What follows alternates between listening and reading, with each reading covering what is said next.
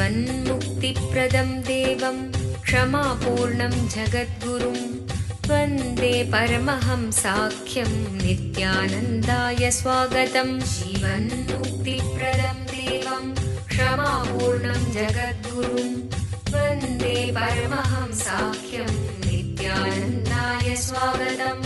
आनन्दानुभवास्वादं सर्वरोगनिवारकं वन्दे पापविनाशक्तं नित्यानन्दाय स्वागतम्।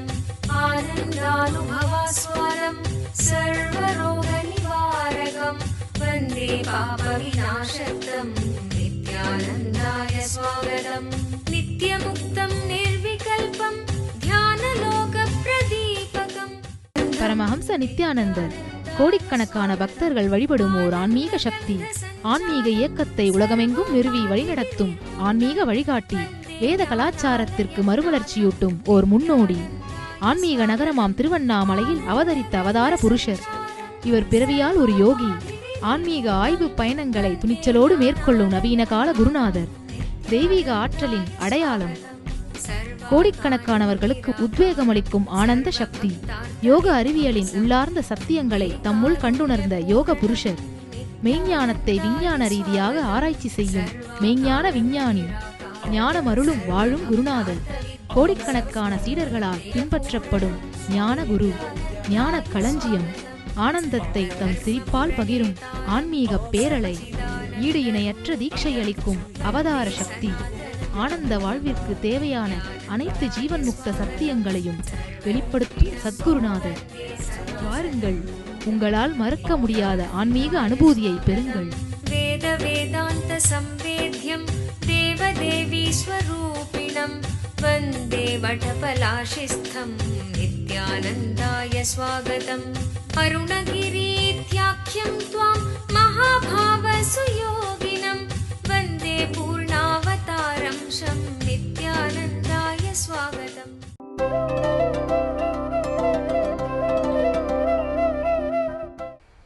சில பேர் தூய்மையடைந்த நுண்ணிய புத்தியினாலே இறை உணர்வை உணர்கிறார்கள்.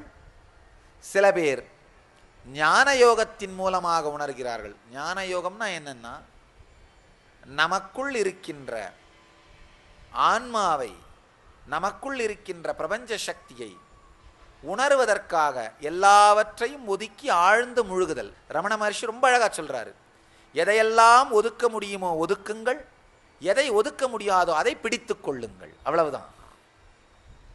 எதையெல்லாம் ஒதுக்க முடியுமோ அதை ஒதுக்கி கொண்டே இருப்பது. நான் உடல் அல்ல, நான் மனம் அல்ல, நான் புத்தி அல்ல, நான் இதுவல்ல, நான் இதுவல்லன்னு ஒதுக்கக்கூடியவைகள் எல்லாவற்றையும் ஒதுக்கி கொண்டே இருப்பது. ஒதுக்க முடியாத ஒன்றை பிடித்து கொள்வது, அதான் ஞான யோகம்னு சொல்றார். உங்கள் வாழ்க்கையிலும் ஆழ்ந்து பாருங்கள்.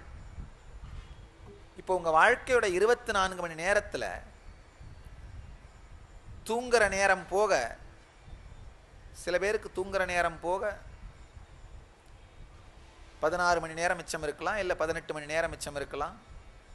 சில பேருக்கு 10 மணி நேரம் தான் மிச்சம் இருக்கலாம். சில பேர் ராத்திரி ரொம்ப சீக்கிரமாக படுத்துறணும், 8 மணிக்கெல்லாம் படுத்துருவார்கள், ஆனால் விடிய கால 3 மணிக்கு எந்திரிச்சுப்பார்கள். சில பேருக்கு ராத்திரி எவ்வளோ நேரம் வேணா இருக்க முடியும், மணி 12-1 மணி வரைக்கும் விழிச்சிருப்பார்கள், ஆனால் காலையில் 10 மணி வரைக்கும் எந்திரிக்க மாட்டார்கள். அதாவது இரவிலே விழித்திருந்து காலையிலே உறங்குபவர்கள் சந்திரமானம், சந்திரனோடு அவர்கள் உற்சாகமாக இருப்பார்கள். இரவிலே உறங்கி சூரியன் எழும்பொழுது விழித்திருப்பார்கள், அவர்கள் சௌரமானம், உற்சாகமாக இருப்பார்கள். சூரியன் வரும்போது உற்சாகமாக இருப்பார்கள், அவர்கள் சௌரமானம்.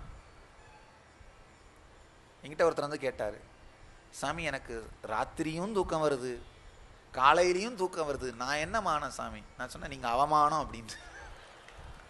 சந்திரமானமும் இல்லை, சௌரமானமும் இல்லை, அவமானம். தூங்கினது போக ஒரு உதாரணத்துக்கு 16 மணி நேரம் ஆவரேஜாக உங்களுக்கு கிடைக்குதுன்னு நினைக்கலாம். சொன்னோம்னா இந்த 16 மணி நேரத்தில் எவ்வளவு நேரம் நீங்கள் உங்களை உடல்னு நினைச்சிட்டே உங்க வாழ்க்கையை இயக்குறீங்க? எவ்வளவு நேரம் உங்களை நீங்க மனம்னு நினைச்சிட்டு உங்க வாழ்க்கையை இயக்குறீங்க? எவ்வளவு நேரம் உங்கள் வாழ்க்கையை நீங்கள் உங்களை உணர்ச்சிகள்னு நினச்சிட்டு இயக்கிறீங்க அப்படின்னு ஆழ்ந்து பாருங்கள். உங்களை நீங்கள் உடல்னு நினச்சி இயங்குனீங்கன்னா உடல் சார்ந்த சுகங்களை தேடுவதிலே உங்கள் வாழ்க்கை கழியும். மீண்டும் மீண்டும் உங்கள் மனதிற்குள் வராமல் முழுமையாக செயலுக்குள்ளேயே கரைந்து விட்டீர்களானால் அது கர்மயோகம். ஒரு அவதார புருஷரிடமிருந்து நேரடியான வழிகாட்டுதல் வேண்டுமா? பரமஹம்சருடன் நேருக்கு நேர். நித்யானந்தம், நித்யானந்தா ஹியர். இதோ உங்களுக்காக பரமஹம்ச நித்யானந்தர் நேரடியாக வழங்கும் ஒரு அரிய வாய்ப்பு.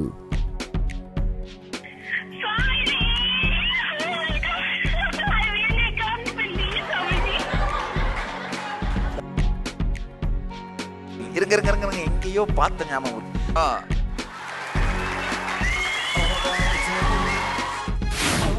நான் மாடல் எக்ஸாம் நல்லா பண்ணோம், பயமா இருக்கு. இதே தெரிஞ்சு நீ சக்சஸ் ஆக போற, நான் பாத்துக்கிறேன். ஆனந்தமா இருக்கும். ஆனந்தமா இருக்கு. உங்களுடைய எல்லா விதமான கேள்விகளுக்கும் பிரச்சனைகளுக்கும் பரமஹம்சர் தொலைபேசி மூலம் தீர்வுகளை அளிக்கின்றார். தினந்தோறும் காலை 8 மணி முதல். தொடர்பு கொள்ள வேண்டிய தொலைபேசி எண் 08027279999. நேரடி ஒளிபரப்பை காண ntv.nithyananda.org. மனம் சார்ந்த சுகங்களுக்காக உடல் சார்ந்த சுகங்களை தியாகம் பண்ணுவீங்க. அது தியாகம் நினைக்காதீங்க, அது பேரம். பேர் புகழ் வர்றதுக்காக உடல் சார்ந்த சில சுகங்களை விட்டு கொடுத்துருவோம். அதனால் அது பெரிய தியாகம் நினைச்சிடாதீங்க. அது தியாகமும் அல்ல, வைராக்கியமும் அல்ல, பேரம். நீங்க உங்களை உணர்ச்சின்னு நினைச்சிங்கன்னா அந்த உணர்ச்சி சார்ந்த சுகங்களை தேடுவீங்க. ஒரு அன்பு அல்லது ஒரு அட்டென்ஷன், ஒரு கேர், அதை நோக்கி உங்கள் இயக்கம் ஓடிட்டு இருக்கும். எப்போ நீங்கள் உங்களை இதையெல்லாம் தாண்டிய உணர்வுன்னு ஆன்மான்னு நினைக்கிறீங்களோ, உடல் மனம் உணர்ச்சிகள் இதை தாண்டிய ஆன்மான்னு உணர்றீங்களோ, அப்போ இது எல்லாவற்றையும் தாண்டிய அமைதிக்குள்ளே நிலைத்திருப்பீர்கள். இப்போதைக்கு உங்கள் வாழ்க்கையில் 16 மணி நேரத்தில் ஒரு 10 மணி நேரம் நீங்கள் உங்களை உடல்னு நினச்சிங்கன்னா, ஒரு 6 மணி நேரம் உங்களை மனம்னு நினச்சிங்கன்னா, மெதுவாக அதை மாற்ற துவங்குங்கள். ஒரு நாளைக்கு ஒரு அரை மணி நேரமாவது நீங்கள் ஆன்மா அப்படிங்கிற உணர்வோடு உங்கள் செயல்களை நடத்துங்கள். ஒரு மாதத்துக்கு பிறகு ஒரு நாளைக்கு ஒரு 2 மணி நேரமாவது நீங்கள் ஆன்மா அப்படிங்கிற உணர்வோடு உங்கள் செயல்களை நடத்த துவங்குங்கள். உங்களுடைய வாழ்க்கையை பற்றி ஸ்ட்ராட்டஜி பிளான் பண்ணுறது, உங்கள் வாழ்க்கையை பற்றி முடிவுகளை எடுக்கிறது, உங்கள் வாழ்க்கையை பற்றிய செயல்களை செய்கிறது, இது எல்லாமே நீங்கள் ஆன்மாங்கிற உணர்விலிருந்து செய்ய ஆரம்பிங்க. மெதுவாக ஒரு 6 மாதம் ப்ராஜெக்ட் மாதிரி வச்சு 16 மணி நேரத்தில் ஒரு 10 மணி நேரமாவது நீங்கள் ஆன்மாங்கிற உணர்விலிருந்து உங்களுடைய சிந்தனையும் செயலும் இயங்குமானால் நீங்கள் ஜீவன் முக்தர்கள். 16 மணி நேரமும் நீங்கள் ஆன்மான்ற உணர்வில் இருக்கணும் கூட நான் சொல்லலை. 51%, பாதிக்கும் மேல் உங்களுடைய உணர்வு ஆன்மாங்கிற நிலையிலிருந்து சிந்தனையும் செயலும் செய்ய துவங்குமானால் நீங்கள் ஜீவன் முக்தி வாழ்க்கையை வாழத் துவங்கிவிட்டீர்கள். உங்கள் வாழ்க்கையில் ஆனந்த அலை அடிக்க துவங்கிவிட்டது. உங்களுடைய வாழ்க்கையில் ஆனந்த கடல் பொங்க துவங்கிவிட்டது. ஆழ்ந்து புரிந்து கொள்ளுங்கள். ஞான யோகம்னா என்னன்னா, உங்களுடைய வாழ்க்கையில் 51% நேரமாவது நீங்கள் விழித்திருக்கின்ற நேரத்தில் 51% நேரமாவது நீங்கள் உடலை தாண்டி, மனதை தாண்டி, உணர்ச்சிகளை தாண்டி ஆன்ம உணர்வு என்கின்ற தெளிவோடு உங்கள் சொல்லும் செயலும் உணர்வும் எண்ணமும் இருக்குமானால் நீங்கள் ஞானயோகிகள். நீங்கள் ஞான யோகத்தை வாழுகின்றீர்கள். இதுதான் தெளிவான, நேரடியான, பிராக்டிக்கலான டெஃபினேஷன். அடுத்து கிருஷ்ணர் சொல்றாரு, வேறு சிலர் கர்மயோகத்தின் மூலமாகவும் ஆன்ம ஞானத்தை அடைகிறார்கள், உணர்கின்றார்கள். அது எப்படி? செய்கிறவன், செயல், செயலின் பலன், இந்த மூன்றும் மீண்டும் மீண்டும் உங்கள் மனதிற்குள் வராமல் முழுமையாக செயலுக்குள்ளேயே கரைந்து விட்டீர்களானால் அது கர்மயோகம். செயலே இனிமையாக, நேற்றைய சூத்திரங்களில் பார்த்தோம், செயலே ஆனந்தமாக, செயலே சுகமாக, செயலே இன்ஸ்பிரேஷனாக, செயலே எக்ஸைட்மெண்டா இருக்கின்ற தெளிவோடு செயல்களுக்குள் நுழைந்தீர்களானால், செயல்களுக்குள் வாழ்ந்தீர்களானால், செயல்களுக்குள் கரைந்தீர்களானால், செயல்களுக்குள் நிறைந்தீர்களானால் உங்கள் வாழ்க்கை கர்மயோகம். அதனால நுண்ணிய புத்தியினால் வருகின்ற தியானத்தின் மூலமாகவும் அல்லது ஞானத்தின் மூலமாகவோ அல்லது கர்மத்தின் மூலமாகவோ உயர்நிலையை நீங்கள் அடையலாம், அல்லது மூன்றையும் வாழ்வதன் மூலமாகவும் அடையலாம். இது தனித்தனி வாட்டர் டேங்க் கம்பார்ட்மெண்ட் மாதிரி கிடையாது. இதை செய்தால் அதை செய்யாதே, அதை செய்தால் இதை செய்யாதே கிடையாது.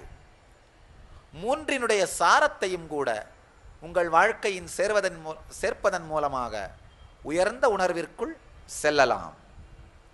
இந்த உயர்ந்த உணர்வை உங்களுக்குள் மலரச் செய்து கொள்ளலாம். ஏற்கனவே நாம வாழ்க்கையினுடைய பலம்னு நினைக்கிற விஷயங்கள் எல்லாம் பலம் இல்லை, ஒரு காலத்தில் அது எதுவும் உடன் வராதுன்ற தெளிவு வரும்போதுதான் ஜீவன் முக்த தேடுதல் நமக்கு வர துவங்குகிறது. வாழும் ஞானி பரமஹம்ச நித்யானந்தர் நேரடியாக நடத்தும் நித்யானந்த ஸ்புரண தியான அனுபவ முகாம் NSPயால் நீங்கள் பெறும் உடனடி பலன்கள்: உடல் சக்தி அதிகரிப்பு, தீராத நோய்களிலிருந்து உடனடி விடுதலை, மன அழுத்தம் மற்றும் மனச்சோர்விலிருந்து உடனடி விடுதலை, கவலை, தூக்கமின்மை மற்றும் கர்ம வினைகளிலிருந்து உடனடி விடுதலை, உறவுகளில் இனிமை, செல்வச் செழிப்பு மற்றும் பொருளாதார மேம்பாட்டை தரும் மன அமைப்பை உருவாக்கும் தியான முறைகள். மேலும் NSPயில் வாழும் ஞானியிடமிருந்து நீங்கள் பெறும் தீட்சையினால் உங்களுக்குள் இருக்கும் தெய்வீக ஆற்றலான குண்டலினி சக்தி உயிர்ப்பிக்கப்படுகின்றது. தீட்சையினால் உங்களுக்குள் இருக்கும் மைட்டோகாண்ட்ரியா செல் சக்தி 1300% வரை அதிகரிக்கிறது. இது கேன்சர் போன்ற தீராத வியாதிகள் வருவதையே தடுக்கிறது என்று மருத்துவ ரீதியாக ஆராய்ச்சி செய்து நிரூபிக்கப்பட்டுள்ளது. உங்கள் வாழ்விலும் இந்த பலன்களை அனுபவமாக உணர நித்யானந்த ஸ்புரண தியான முகாம் ஒரு அரும்பெரும் வாய்ப்பு. முன்பதிவிற்கு 7200003311 7200003322 0417523766. நடைபெறும் நாள் ஜனவரி மாதம் 25, 26, 27, 28, 2012. இடம் துளுவ வேளாளர் கல்யாண மண்டபம், கடம்பராயன் தெரு, திருவண்ணாமலை 606601. நம்ம வாழ்க்கையில ஏற்கனவே பல விஷயங்கள் இருக்குன்னு நினைச்சாதான் நாம இந்த ஜீவன் முக்த தேடுதலை நோக்கி இறங்காமல் இருக்கின்றோம். ஏற்கனவே நாம வாழ்க்கையினுடைய பலம்னு நினைக்கிற விஷயங்கள் எல்லாம் பலம் இல்லை, ஒரு காலத்தில் அது எதுவும் உடன் வராதுன்ற தெளிவு வரும்போதுதான் ஜீவன் முக்த தேடுதல் நமக்கு வர துவங்குகிறது. அதனால தான் சாமி சொல்வேன், ரத்தத்தில் சூடு இருக்கிற வரைக்கும் இந்த தேவை இருக்காது. ரத்தத்தில் சூடு அடங்கின பிறகுதான் தேவை வரும். ஆனால் பிரச்சனைனா தேவை வரும்பொழுது அதை தேடிக்கிறதுக்கான சக்தி இருக்காது. அதனால இப்பவே தேவை வரும்பொழுது தேவைப்படும்னு தேடி வச்சிடுறது. ஒரு சின்ன கதை, இந்த வீடுகள்லயே அசம்பிள் பண்ணி உபயோகம் பண்ற மாதிரி ஒரு ஏணியை ஒரு படிச்ச ஒரு நபர் வாங்கிட்டு வர்றார். அந்த ஏணியை எப்படி அசம்பிள் பண்றதுன்னு ஒரு சின்ன புக்லெட் கொடுத்துருக்காங்க. அந்த புக்லெட்டை வச்சுக்கிட்டு அவர் 4 மணி நேரமாக அந்த ஏணியை அசம்பிள் பண்ணுறதுக்கு போல்ட்டு நட்டை போட்டு பார்த்து கழட்டி பார்த்து தடுமாறிட்டு இருக்கார், தொழவிட்டு இருக்கார். எந்த போல்ட்டை எதுங்கூட சேர்க்கறது, எந்த நட்டை எங்கே பொருத்துறது. இப்படி பொருத்தி பார்த்தா ஏணி வலது பக்கம் கோணையாக இருக்குது, அப்படி பொருத்தி பார்த்தா இடது பக்கம் கோணையாக இருக்குது, இப்படி பொருத்தி பார்த்தா பின்பக்கம் கோணையாக இருக்குது. ஒருவேளை 4 போல்ட்டு காணாமல் போயிருச்சுன்னு ஒரு சந்தேகம். பெரிய குழப்பத்தில் இருந்துட்டு இருந்தார். பக்கத்து வீட்டில இருந்து இந்த ஒரு சாதாரண ஒரு விவசாயி, படிக்க தெரியாத ஒரு சாதாரண நபர் வீட்டுக்கு வராரு. இவர் குழம்பிட்டு இருக்கிறத பார்த்துட்டு அவர் ஒன்றுமே இல்லை, ஒரு 2 நிமிஷத்தில் கட கட கட கடன்னு அசம்பிள் பண்ணி ஏணியை பூட்டி கொடுத்துட்டாரு. படிக்க தெரியாத மனிதர், அந்த மேனுவலையும் படிக்கல, ஒன்றுமே பண்ணல, அசம்பிள் பண்ணி கொடுத்துட்டாரு. இந்த நபருக்கு ஒரே ஆச்சரியம், எப்படிப்பா நான் இவ்வளோ படித்து இந்த மேனுவலை புரட்டி புரட்டி பார்த்து 4 மணி நேரமாக தடுமாறிட்டு இருக்கேன், நீ எப்படி 4 நிமிஷத்தில் அசம்பிள் பண்ணிட்ட? அவர் ரொம்ப அழகாக சொன்னாராம், எனக்கு படிக்க தெரியாது, அதனால் நான் யோசிச்சாகணும். நம்ம வாழ்க்கையில் சில நேரத்தில் பலம்னு நினைக்கிற சில பொருட்களாலே நாம் தேவையான சில செயல்களை செய்வதில்லை. அது பலம் அல்ல, அதை தாண்டி அது உபயோகமாகாத நேரத்திலே தேவைப்படுகின்ற சில விஷயங்கள் இருக்கிறதுன்னு தோணும் பொழுதுதான் நாம் சிந்திக்க துவங்குகிறோம். அதே மாதிரி வெறும் பொருளும் வெறும் உறவுகளுமே போதும்னு நினைக்கிறதுனால ஜீவன் முக்தியை தேடுவதில்லை. இதெல்லாம் உபயோகமாகாத ஒரு காலம் நம்முடைய வாழ்க்கையில் இருக்கப் போகிறது அப்படின்ற தெளிவு வந்தால் மட்டும்தான் ஜீவன் முக்த தேடுதல் நமக்குள் மலரத் துவங்கும். இல்லை 50 நல்ல குணங்களை பார்த்தோ இத்தனை நல்ல விஷயங்களை செஞ்சிட்டேன், அப்போ நான் இதை திரும்ப திரும்ப ஆழமாக வெளிப்படுத்தினாலே மற்ற நல்லவைகளும் வெளிப்படும் அப்படிங்கிற தெளிவோடு இயங்கிறதா அப்படின்றது உங்கள் முடிவு தான். வாழும் ஞானி பரமஹம்ச நித்யானந்தர் வழங்கும் கல்பத்தரு முழுநாள் தியான அனுபவ முகாம். கல்பத்தருவில் நீங்கள் பெறும் உடல் நலம், வாழும் ஞானியிடம் நீங்கள் பெறும் தீட்சை உங்களின் உடலிற்கும் மனதிற்கும் சக்தியளித்து குணமளிக்கின்றது. தொடர்ந்து பெறும் தீட்சைகளால் ஒரு மனிதருக்குள் 1300% வரை சக்தி அதிகரிக்க முடியும். இது உடல் நலத்தை நேரடியாக அதிகரிக்கின்றது. தொடர்ந்து 21 நாட்கள் எடுத்துக்கொள்ளும் தீட்சை மேற்சொன்ன சக்தி மாற்றங்களை உங்களுக்குள் நிலையான அனுபவமாக மாற்றுகின்றது. பெங்களூரு ஆசிரமத்தில் வாரந்தோறும் சனி மற்றும் ஞாயிற்றுக்கிழமைகளில் கல்பத்துரு தியான முகாம் நடைபெறுகின்றது. மேலும் விவரங்களுக்கு நித்யானந்த தியான பீடம், நித்யானந்த நகர், ஆஃப் மைசூர் ரோட், பிடதி, பெங்களூர். தொடர்பு கொள்ள வேண்டிய தொலைபேசி எண்கள் 7200003311, 7200003322, www.nityananda.org. முதல்ல நீங்களாகவே செய்ய வேண்டிய யுக்திகளை அளித்தார். இப்பொழுது எம்பெருமான் கடைசியாக நீங்கள் செய்ய வேண்டிய சாதனையை சொல்கிறார். கடைசியா நீங்க செய்ய வேண்டிய சாதனை என்னன்னா இறைவனிடம் சரணாகதி அடைவது. இந்த முதல் சூத்திரத்திலே சொல்ற ரொம்ப அழகா சொல்றாரு, யார் எனக்கு பக்தியோடு ஒரு சாதாரண ஒரு இலை, பூ, கொஞ்சம் நீர், இல்லை ஒரு பூ, ஒரு பழம், இதை கொடுத்தால் கூட அந்த மனத்தவனுடைய அன்பை நான் அருந்துகின்றேன், அவனுடைய அன்பை நான் ஏற்றுக்கொள்ளுகின்றேன். கிருஷ்ணன் அப்படிங்கிற ஒரு தனி மனிதன் அல்ல, அவர் வெறும் அவருடைய உடம்புல மட்டும் வாழற மனிதராக இருந்தா பொருளுடைய எண்ணிக்கை தான் அவருக்கு மகிழ்ச்சி சேர்க்கும். ஏன்னா நிறைய பொருள் அவருக்கு நிறைய மகிழ்ச்சி.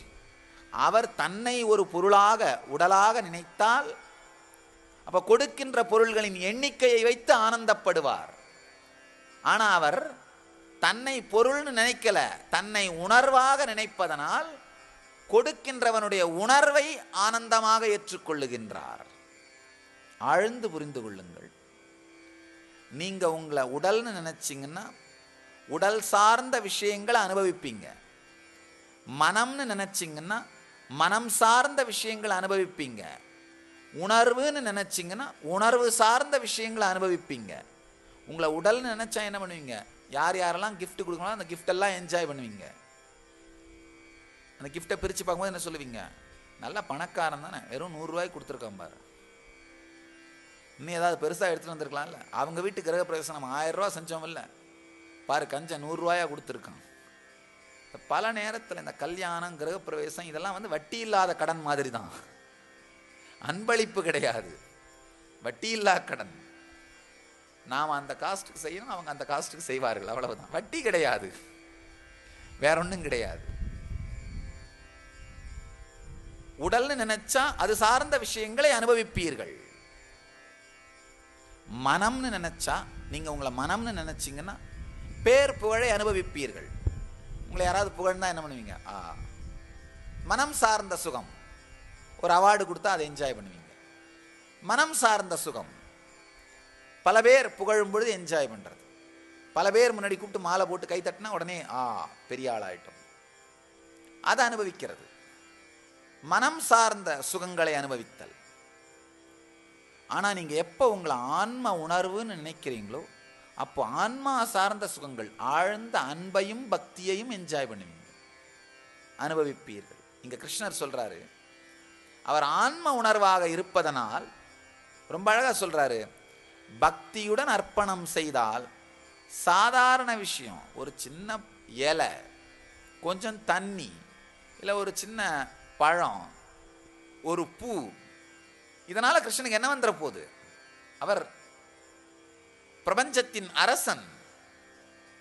உடல்ல வாழ்ந்தப்பவே கூட துவாரகைக்கு அரசன், உணர்வாலே பிரபஞ்சத்துக்கே அரசன்.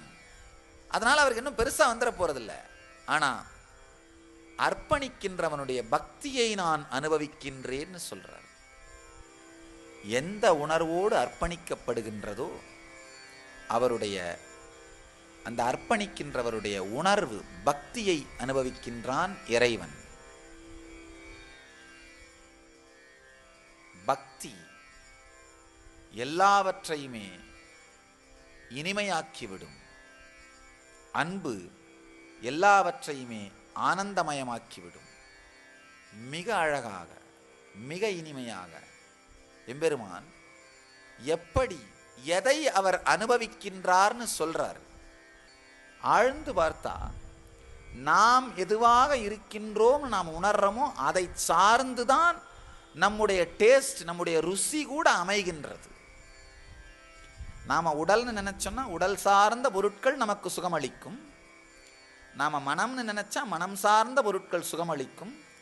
நாம நம்முடைய எமோஷன்ஸ், உணர்வுகள், உணர்ச்சிகள் நினைச்சா அந்த உணர்ச்சி சார்ந்த விஷயங்கள் சுகமளிக்கும். நாம நம்முடைய உணர்ச்சிகள்னு நினைச்சோம்னா அந்த உணர்ச்சிகள் சார்ந்த சில நபர்களோடு இருக்கிறது பிடிக்கும், இதெல்லாம் சுகமளிக்கும். ஆனால் நாம் ஆன்ம உணர்வு அப்படிங்கிற அனுபூதி நமக்குள் இருக்குமானால் அது சார்ந்த ஒரே ஒரு சுகம் பக்தி மட்டும்தான், வேற எதுவுமே இல்லை. அதனால் பக்தர்கள் கண்மலர்ந்து உணர்வு பொங்கும் பக்தி மட்டும்தான் மீண்டும் மீண்டும் என்னை ஓட வைக்கின்ற இன்ஸ்பிரேஷனா இருக்கு அப்படிங்கிறது தெளிவாக புரிந்தது. எந்த நிலையிலே நீங்கள் இருக்கின்றீர்களோ அந்த நிலை சார்ந்த விஷயங்கள் தான் உங்களை ஆனந்தத்துக்குள்ளாக்கும், உங்களை ஓட வைக்கிற ஒரு இன்ஸ்பிரேஷனா இருக்கும். ரொம்ப அழகா கிருஷ்ணன் சொல்றாரு, கௌந்தேயா, குந்தியின் மைந்தனே, நீ எந்த கர்மத்தை செய்கின்றாயோ, எதை உண்கின்றாயோ, எந்த ஹோமம் செய்கின்றாயோ, எந்த தானம் செய்கின்றாயோ, எந்த தவம் செய்கின்றாயோ, அது எல்லாவற்றையும் எனக்கு அர்ப்பணமாக செய்துவிடு. என்ன சொல்றாருன்னா, வாழ்க்கையில் எந்த செயல் செய்தாலும் அதன் எல்லா பலன்களும் இறைவனுக்கே உரியதாகட்டும், இறை சக்திக்கே உரியதாகட்டும். அதை துறந்து கொண்டே இருந்தீர்களானால் அதை தாண்டிய உணர்வுக்குள் உங்கள் மனம் சென்று கொண்டே இருக்கும். சாமி எப்பவுமே சொல்றது உண்டு, நமக்கெல்லாம் ஏதாவது கொஞ்சம் அமைதி, கொஞ்சம் ஆனந்தம் தியானத்திலேயோ ஞானத்திலேயோ உள்ள வந்ததுன்னா, ஐயோ இது நாளைக்கு போயிடுமேன்ற பயத்தால இன்னைக்கே போக வச்சிருவோம்.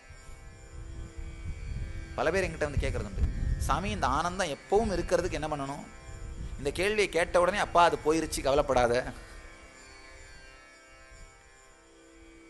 ஓடுகின்ற ஆற்றுக்குள்ளே கையை வைத்து கையை திறந்து வச்சிருந்தா ஆறு உங்க கையிலேயே இருக்கும். அந்த ஆற்றை பிடித்து கொள்ள வேண்டும் கையை இருக்குனீங்கன்னா என்ன ஆகும்? வெறுங்கை தான் கையில் இருக்கும். அதே மாதிரி வீசுகின்ற தென்றல் திறந்த கையா இருந்தா கை மேலேயே இருக்கும். அந்த தென்றலை பிடித்து வைத்துக் கொள்ள வேண்டும் நினைச்சீங்கன்னா என்ன ஆகும்? வெறுங்கை தான் இருக்கும். அதே மாதிரி வீசுகின்ற ஆனந்தம் திறந்த மனத்தோடு இருந்தா வீசிக்கிட்டே இருக்கும் உங்களுக்குள்ள. அந்த ஆனந்தத்தை பிடித்து வைத்துக் கொள்ள வேண்டும் உங்க மனசு நினைச்சு மூடனோடனே என்ன ஆகுது? ஆனந்தம் காணாமல் போய்விடும். எந்த தேவையும் இல்லாமல், தேடுதலும் இல்லாமல் சுகந்தமாக இருக்கிறது தான் ஆனந்தம். ஆனால் அந்த ஆனந்தத்தையே ஒரு தேடுதலாக, ஒரு தேவையாக நீங்கள் பிடித்து கொள்ள முயற்சி பண்ணும்போது அந்த ஆனந்தம் போயிருது, நிலைக்காது. அதனால தான் சாமி எப்பவும் சொல்றது உண்டு, உங்களுக்குள்ள ஆனந்தம் பொங்கும் பொழுது, அமைதி பொங்கும் பொழுது அதை பிடித்து வைத்துக் கொள்ள முயற்சிக்காமல் அதையும் இறைசக்தியிடம் மீண்டும் மீண்டும் சமர்ப்பித்து விடுங்கள். அதையும் நிர்விகல்ப நிலைக்குள் சமர்ப்பித்து விடுங்கள். அதிலிருந்தும் அன்கிளச் பண்ணிடுங்க. அப்ப என்ன ஆகும்னா, அதையும் தாண்டிய தாண்டிய தாண்டிய ஆழமான அமைதிக்குள், ஆழமான ஆனந்தத்திற்குள் சென்று கொண்டே இருப்பீர்கள். எந்த அமைதி, எந்த ஆனந்தம் உங்களுக்குள் என்றென்றும் நிலையாக இருக்குமோ அந்த அமைதியை நோக்கி, அந்த ஆனந்தத்தை நோக்கி நீங்கள் சென்று கொண்டே இருப்பீர்கள். அதனால தான் எம்பெருமான் சொல்றாரு, நீ எதை செய்தாலும் கைகளாலே உடலாலே, எதை புசித்தாலும், எதை உண்டாலும், எதை ஹோமமாக செய்தாலும், அதாவது யாகத்திலே அளித்தாலும், எதை தானமாக கொடுத்தாலும், எதை தவமாக செய்தாலும் அவை அனைத்தையும் எனக்கே அர்ப்பணமாக செய்துவிடு. உங்கள் எல்லோரையும் நித்யானந்தத்தில் நிறைந்து, நித்யானந்தத்தில் மலர்ந்து, நித்யானந்தத்தில் கரைந்து, நித்யானந்தமாகிட ஆசீர்வதிக்கின்றேன். நன்றி. ஆனந்தமாக இருங்கள். நித்யானந்த தியானபீடம், நித்யானந்தபுரி, ஆஃப் மைசூர் ரோடு, விடுதி, பெங்களூர். 9742203311, 08027202084.